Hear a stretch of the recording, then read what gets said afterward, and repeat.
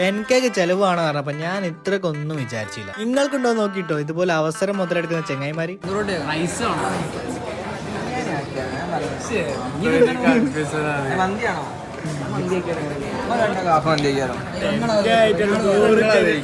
ഇതെന്താണോ ഒരു ചായയും കടിയും മതി എന്ന് പറഞ്ഞ ആൾക്കാരെ പോലെ ചാട്ടം നോക്കണേ.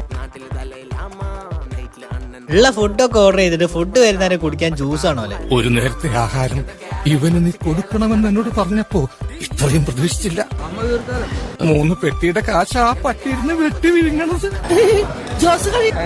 ഞാൻ 100 വട്ടം ഓരോട് പറഞ്ഞെങ്കിൽ കൊളാ പെട്ടിക്ക് നമുക്ക് അവിടെ പോയി കഴിക്കാം. അതൊന്നും അവർക്ക് പറ്റൂല. പക്ഷെ എന്തൊക്കെ പറഞ്ഞാൽ ഇതല്ലേ നമ്മളെ സന്തോഷം. ഓരോ സന്തോഷത്തിന് നമ്മളെ സന്തോഷം. ഇവരുടെ സന്തോഷത്തിന് വേണ്ടി ഞാൻ ഫുഡ് ബ്ലോഗ് ഷർട്ടാക്കാൻ പോകാം. അടുത്ത വീഡിയോ കാണാം. അതിലേക്കും ബൈ.